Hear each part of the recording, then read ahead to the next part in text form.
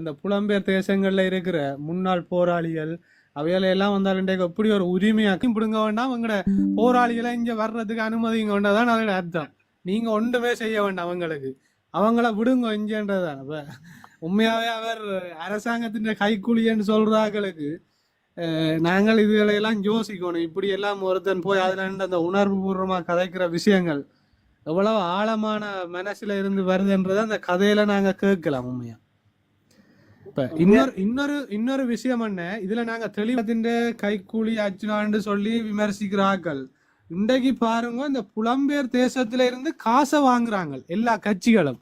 ஆனா பாராளுமன்றத்துல புலம்பெயர் தேசத்துல இருக்கிற இந்த முன்னாள் போராளிகள், இந்த நாட்டுக்காக கஷ்டப்பட்டாக்களுக்காக ஆறாவது குரல் கொடுத்து இவ்வளவுக்கு நீங்க இந்த தடைகளை எடுங்கோ, எங்கட நாட்டை அபிவிருத்தி பண்ண அவங்களே காணும் என்று சொல்லி கதைச்சதுண்டு நீங்க எங்கேயும் கேள்விப்பட்டிருக்கிறீங்களா? ஏதாவது ஒரு வீடியோ எவிடன்ஸ் நாங்க எடுக்கலாமா? அங்க இப்ப கனடா போய் வர சிறிதரன் ஐயாவா இருக்கலாம், அல்ல சுமந்திரனா இருக்கலாம், எங்கேயாவது குரல் கொடுத்திருக்கணுமா? இப்ப கட்சியெல்லாம் வளர்த்திருக்கணும், ஓகே, தேசியத்தை பற்றி கதைக்கணும், அங்க இருந்து அவ இங்க வந்து தேசியத்தை பற்றி சொல்லிட்டு போயிடும் வரணும். அவங்களும் இந்த நாட்டுல உரிமை கூறணும் பாராளுமன்றத்துல அதை உடைச்சு கதைச்சது இன்றைக்கு டாக்டர் மட்டும் தான் எனக்கு தெரிஞ்ச அளவுக்கு நான் நினைக்கிறேன். வேற யாரும் அப்படி தெரிஞ்சிருந்தா நீங்க சொல்லுங்க. இதுல ஒன்று தம்பி என்னண்டா, இப்ப நீங்க இதுல 400 பேரையோ 300 பேரை பட்டியலில் போட்டோன்னு சொன்னா, ஆனா 30,000 பேர் தொடக்கம் அல்லாட்டிக்கு 3 லட்சம் பேர் வந்து பயத்துல இருப்பாங்க. தங்களுக்கு என்ன வச்சிருக்காங்களோ ஏர்போர்ட்ல. இப்ப இதுதான் பிரச்சனை வந்து, இப்ப ஏர்போர்ட்ல இறங்கிக்க என்னென்ன குற்றச்சாட்டுகள் சொன்னா, சும்மா தமிழனு கண்டா பயங்கரவாதம் தான் குற்றச்சாட்டு. உடனடியாக அவியல் எடுக்கிற முடிவு, அந்த இடத்துல அவியல் எடுக்கிற முடிவு அதை சொல்றதான கதை நிரூபிக்க இயலாது. பயங்கரவாதத்துக்கு அனுப்பினவன் பிடிக்கிறாங்க. இப்ப இனிமேல் காலங்கள்ல வந்து இலங்கை இந்த ஆக்கள் போகாம தான் இருக்க போயிடும். உண்மையில இந்த இதால வந்து ஒரு பெரிய பாதிப்பை கொண்டு வந்து சனம் போகாம இருந்தா அவியலுக்கு தானே பொருளாதார அடிவுல போதும். அது என்ன பயங்கரவாதம் இப்ப இருக்குது இலங்கையில? என்னத்துக்கு இந்த சட்டம்? இப்ப இங்க ஒரு ஆயுத போராட்டம் இருக்குதோ, இல்லாட்டிக்கு ஒரு ஆயுத போராட்டம் அங்க வளருதோ, இல்ல நீங்கள்லாம் இப்ப முலத்துக்கு ஒரு போலீஸா வச்சிருக்கிறீர்கள், ஆமியை வச்சிருக்கிறீர்கள், எல்லாம் வச்சிருக்கிறீர்கள். வடக்கே வந்து ஆமியின் கட்டுப்பாட்டுக்கையும் போலீஸின் கட்டுப்பாட்டுக்கையும் இருக்கு.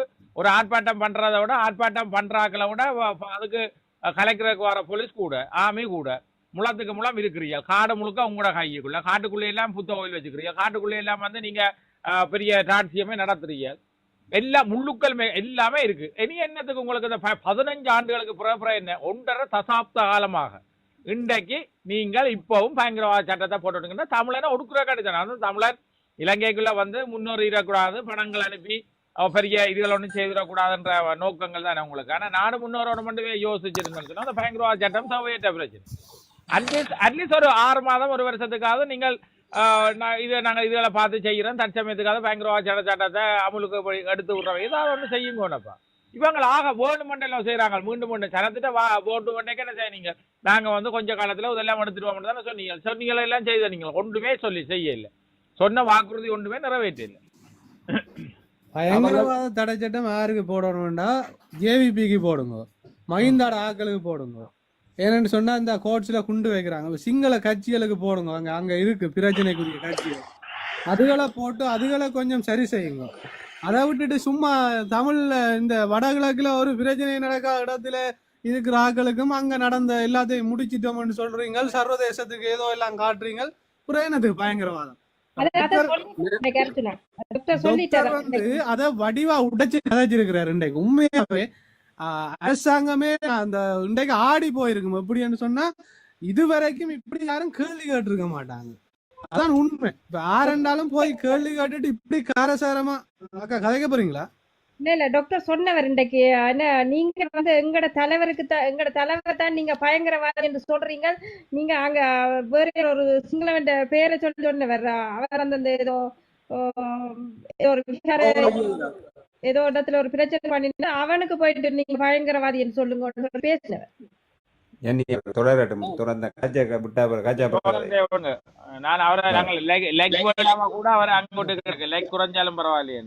அப்படி இல்ல, இந்த ரோகண விஜய வீரன்றவர் அனுராகட கட்சி தலைவர், அவரை தான் சொன்னவர். அப்படி என்று சொன்னா எங்க போராளிகள் வந்து வானத்தில இருந்து குதிச்சாக்கள் இல்லை, எங்கட அண்ணாக்காமர் அவை வந்து மக்களுக்காக போராடினார்கள். ஆனா நீங்கள் உங்களோட அரசாங்கத்தை எதிர்த்து உங்களோட மக்களையே கொலை செய்த, இளைஞர்களை கொலை செய்ததுதான் இந்த ஜேவிபி கட்சி. அப்ப பயங்கரவாதி தான் நாங்க பயங்கரவாதி என்று கணிக்கணும் மொழிய எங்கட ஆட்கள் இல்லைன்றத வடிவா தெளிவா அதுல சொல்லி இருந்தவர்.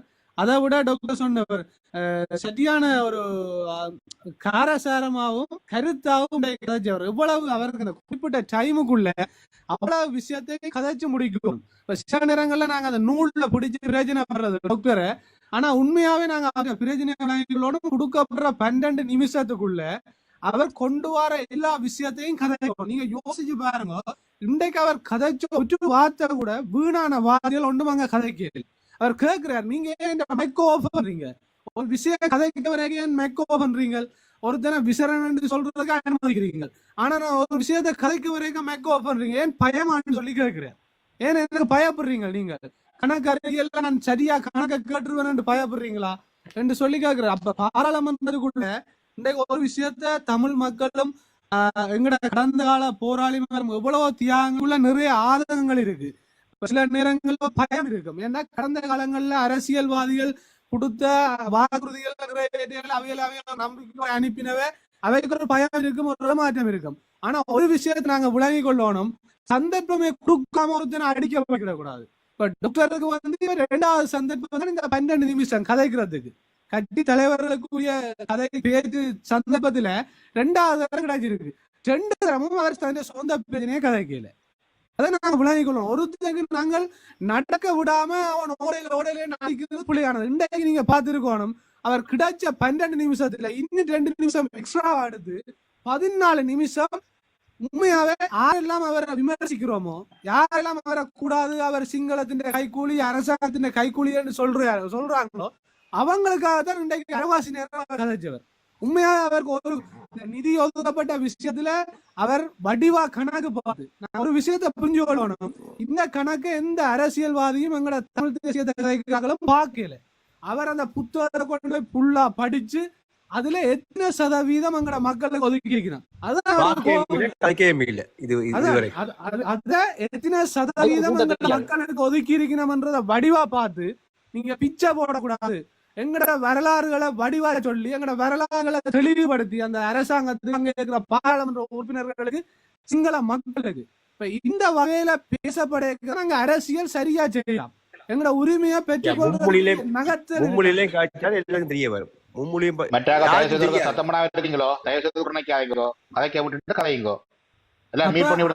அந்த விஷயங்களை கதை கேட்கதான் உண்மையாவே அவங்களுக்கும் ஒரு விளக்கம் வரும், பயம் வரும்.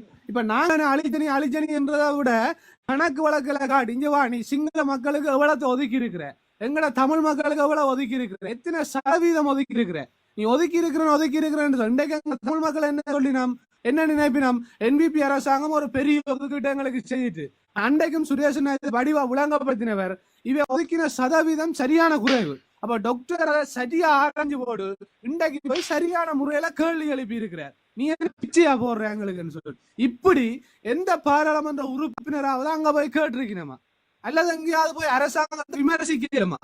அவைக்கு என்னன்னா தாரதை வாங்கி தங்கட போக்கேட்டு நிரப்பி போட்டு அதை அப்படியே போயிடுவோம். அதை விட இந்த என்பிபி அரசாங்கம் இந்த மாவட்ட செயலகத்தை வச்சு இந்த டாக்டர் இந்த பாராளுமன்ற உறுப்பினர்களுடைய அந்த தனிப்பட்ட நிதி ஒதுக்கீடு அதே மாதிரி தகவல் வந்திருக்கு, அந்த அரசாங்க வாகனத்தின் இன்ஜின் நம்பர் அப்ப மாத்தி எவ்வளவு ஓட்டு மாட்டுகள் செய்துதான் நிறைய விஷயங்கள் நடந்து கொண்டிருக்கு. இவை எவ்வளவு தான் அச்சுராவை அடிச்சாலும் வேற விதமா வந்து இறுகி கொண்டே இருக்கணும் ஒவ்வொரு பக்கங்களால. இப்ப நிறைய பிரச்சனைகள் இருக்கு. அப்ப இன்றைக்கு பாராளுமன்றத்தினால நான் தயவா கேட்கறது என்னன்னு சொன்னா, எங்கட முன்னாள் போராளி அண்ணாமர் இந்த தேசத்துக்காக போராடினார்கள், இந்த தேசத்துக்காக கடந்த காலங்கள்ல கஷ்டப்பட்டார்கள். உண்மையாவே நீங்க கொஞ்சம் அர்ச்சனாவுக்கு டைம் கொடுத்து அவரை விமர்சிக்கிறத விட்டுட்டு கொஞ்சம் சப்போர்ட் பண்ணுங்க. அவர் ஒரு சரியான இடத்துல வந்து சரியான விஷயத்தை செய்யாட்டி அதுக்கு பிறகு நாங்க விமர்சிக்கலாம். இப்ப அவருக்கு கிடைச்சிருக்கிற டைம்லையும் அவருக்கு கிடைச்ச அந்த குறுகிய கால பகுதிக்குள்ளேயும் அவர் செய்ய வேண்டியதை சரியா செய்திருக்கிறார் என்றதுதான் எந்த கருத்து. மற்றாக்கள் கதைங்க என்னன்னு சொன்னா, கவர்மெண்ட் வந்து அங்க நடக்கிற சம்பவங்களுக்கு போலீஸ் போட வேண்டி கிடக்கு. இப்ப என்னவையல் செய்யற முழுக்க போலீஸும் சேர்ந்துதானே நடக்குது அங்க கவர்மெண்ட்டுகள்ல.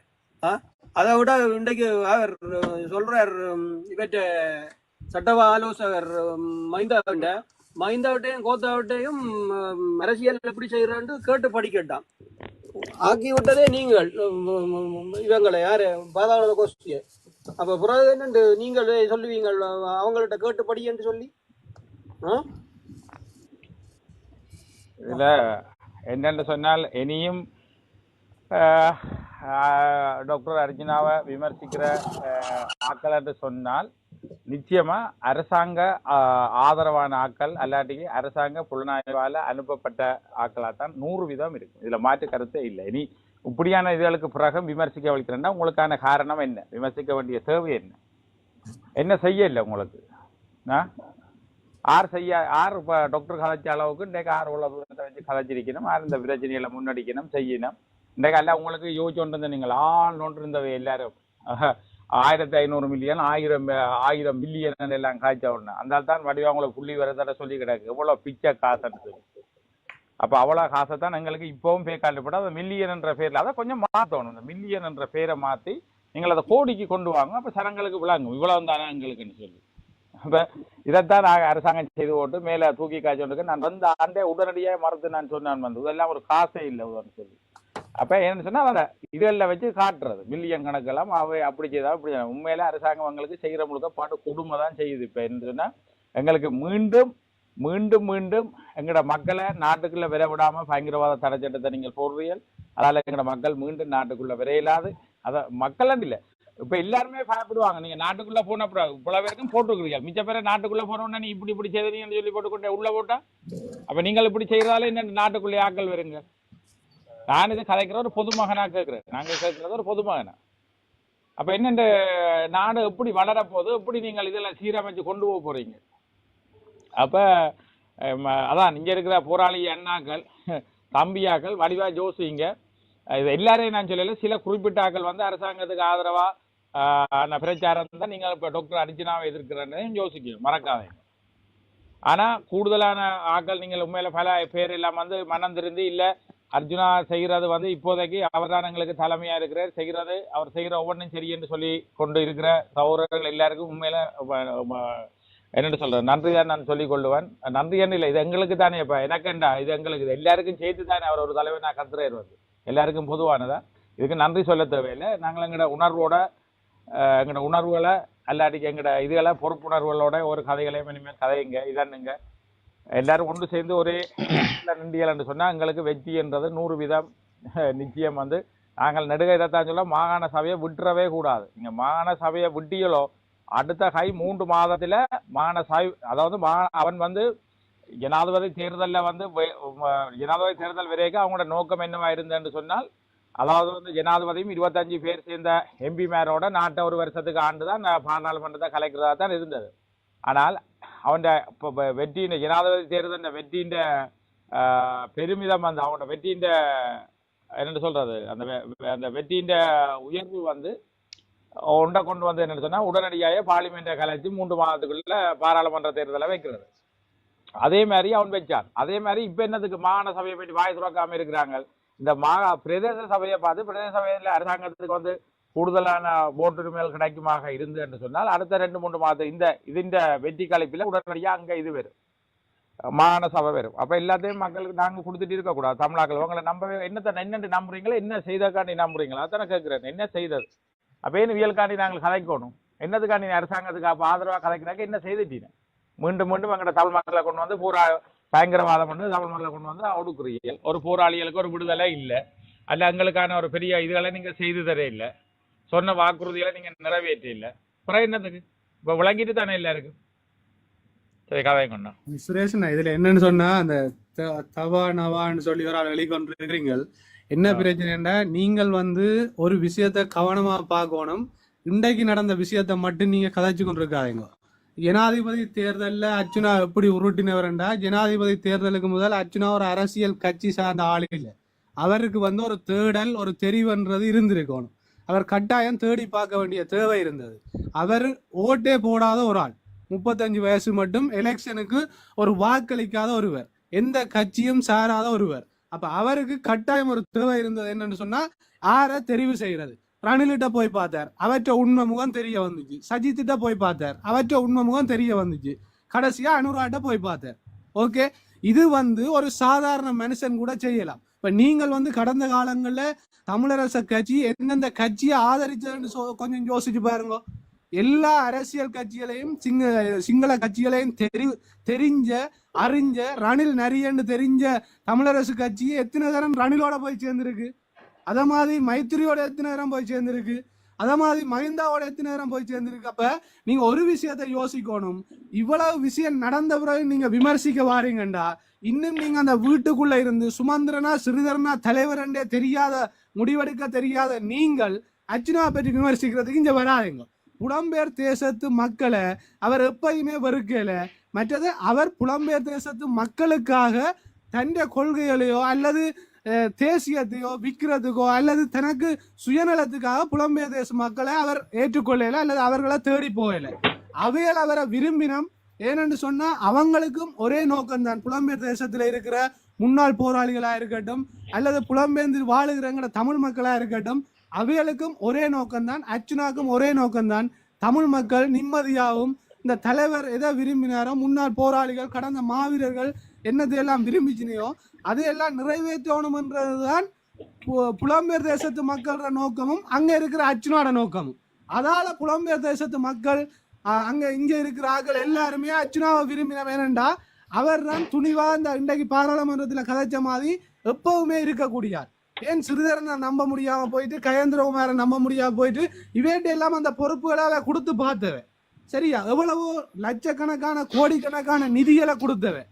அவேந்த ரத்தத்தை வேர்வையா சிந்தி இந்த குளிருக்குள்ளையும் இதுக்குள்ளையும் கஷ்டப்பட்டு எத்தனையோ கட்சிகளை வளர்த்து விட்டவ. ஆனா இன்றைக்கு அந்த அவங்களுக்கும் அவங்களோட வாழ்க்கையும் கேள்விக்குறியாக்கி இந்த இலங்கையில வாழுகிற எங்கட மக்களுடைய வாழ்க்கையும் கேள்விக்குறியாக்கினதுதான் இந்த தமிழரசு கட்சியும் இந்த சைக்கிள் கட்சியும். சரியா, அதுக்கு நீங்க வக்காலத்து வாங்குறதுக்கு இன்றைக்கு அர்ச்சுனாவை விமர்சிக்காதீங்க. முதல் நீங்க தமிழரசு கட்சியா இருந்தா அங்க போய் கேள்வி கேளுங்க, இவ்வளவு காலம் என்னத்தை செய்தவங்க. அதுக்கு பிறகு இங்க வாங்க, உடனே வராதுங்க இங்க எழுதுறதுக்கு. இங்க எல்லாரும் விரும்பினோம் இன்றைக்கு எல்லா மீடியாவும் அர்ச்சுனாவை பற்றி நல்லா போட்டு உங்களுக்கு ஏதாவது ஒரு காரணத்தை தேடிக்கொண்டு தூக்கி பிடிச்சு இங்க வாரது. உங்களை திருப்திப்படுத்துறதுக்கு அர்ச்சுனா அரசியல் செய்யலாது. சரியா, வீட்டு கட்சிய திருப்திப்படுத்துறதுக்கு அர்ச்சுனா இங்க அரசியல் செய்யலாது. சரியா, அவருக்கு புலத்துல இருக்கிற ஆக்களும் தேவை, அங்க நாட்டுல இருக்கிற ஆக்களும் தேவை. ரெண்டு பேரையும் சமநிலையா யோசிக்க வேண்டிய ஒரு காலத்துல தான் அவர் இருக்கிறார். தனியா புலம்பெயர்ந்த மக்களுடைய முழு பிரச்சனையையும் அதை மட்டும்தான் கேட்டும் செய்யலாது. ரெண்டும் தமிழர்கள் தான். ரெண்டு பேரும் அவருக்கு ரெண்டு கண்கள் மாதிரி. அதான் இன்றைக்கு பாராளுமன்றத்துல எங்கட தேசத்துக்கு எங்கட நாட்டுக்கு எங்கட வடமாகாணத்துக்கு ஒதுக்க வேண்டிய நிதியை ஒதுக்காதக்குரிய கேள்வியையும் கேட்டவர். உங்களுக்கு ஏலாட்டி சொல்லுங்க, எங்கட சகோதரங்கள் புலம்பெயர் தேசத்துல இருக்கிறோம், அவைக்கு எடுக்க வேண்டிய தடைகளை, அவைக்கு குத்தி வச்சிருக்கிற தேவையில்லாத முத்திரைகளை எடுத்து விடுங்க. அவை எங்கட நாட்டை அபிவிருத்தி செய்யணும் என்று தைரியமா உரிமையா கதைச்சவர். இன்றைக்கு உங்களால் அப்படி கதைக்கலான்றதால இங்க நின்று கொண்டு கூவாதீங்க. நீங்க தமிழரசு கட்சின்னு தெரியும், நீங்க அந்த தமிழரசு கட்சிக்கு கொடி பிடிச்சு கொண்டு திரிகிறாள்னு தெரியும். இங்க எழுதி இங்க குழப்பலாம் இன்னைக்காக உங்களுக்கு தெளிவான விளக்கம் தந்திருக்கு. இதுக்கு பிறகு நீங்க கதைக்கணும்னா கதைங்க. வணக்கம் எல்லாருக்கும். நான் கீழே இறங்குறேன், அந்த ஆள் ஏறி இருக்கிறார், வேறு யாரையும் எடுத்து கதைங்க. அவர் ஏறி நிற்கிறார். சொல்லுங்க, இந்த கதைக்க விடுங்க. ஹலோ, வணக்கம். வணக்கம். ஹலோ, எனக்கு பதில் கதைக்கலாமா அவரோட? ஓ, கதைங்க ஒண்ணு. ஹலோ, ஓ சொல்லுங்க. ஓ வணக்கம். வணக்கம். என்னண்டா, நாங்கள் ஆரையும் பண்ணன் கூவேண்டு படிப்பா சொல்றேன். நான் எங்களோட கதையை கொஞ்சம் கேட்டு போட்டு நீங்க பதில தாங்க. சரியா, கதைங்க நீங்க. ஓ, என்னன்னு சொன்னா, நாங்கள் இன்றைக்கு கிட்டத்தட்ட எங்கட வயசு 45 வயசு. 45 வயசுலையும் நாங்கள் 12-13 வயசுல இருந்து தேசியத்துடன் பயணிச்சு கொண்டிருக்கிறோம். எவனுக்கும் பால் பிடிக்கவும் இல்லை, எவனுக்கு பின்னால ஊமிப்பம் இல்லை, நாங்கள் வாழவும் இல்லை. சிறைக்கும்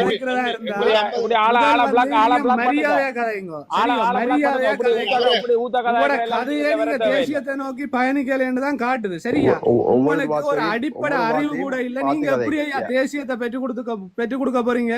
கதைக்க பேசவே தெரியாத நீங்கள் அர்ச்சுனா கதைச்சதை விமர்சிக்க எல்லாமே அடுத்த உடனே நாங்க தேசியத்துல கொண்டு பயணிச்சாங்க. தேசியத்துல என்னன்னு தெரியும் அவங்களுக்கு. சும்மா எடுத்தோடனே எல்லாருமே தேசியம் என்று சொல்லி அந்த புனிதமான பேரை பாதிக்காதீங்க, கெடுக்காதீங்க. ஊத்திய இல்ல இப்ப நாங்கள் தான் தேசியத்துல பாவிச்சுன்னா நாங்கள் எங்க கடலுக்குள்ள பாவிச்சோம். தேசியத்துல எடுத்தோன்னா கடல்ல இருந்து வந்துறாங்க பாரத வக்காலத்து வாங்குறது. வாங்க ஜெகரி எல்லாரும் தேசியம் உண்டு உங்களுக்கு. இதுல நாங்களே வானத்துல இருந்து வந்துறாங்க நாங்கள் எல்லாம். அண்ணா எல்லாருக்கும் வணக்கம் அண்ணா. வணக்கம் வணக்கம் வணக்கம் வணக்கம். சுரேஷண்ணா வணக்கம். ஜோஜிலண்ணா வணக்கம்.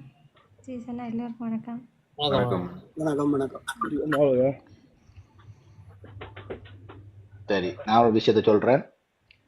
இடிப்பான் இல்லா ஏமரா மன்னன் கெடுப்பான் இல்லானின் கெடும்.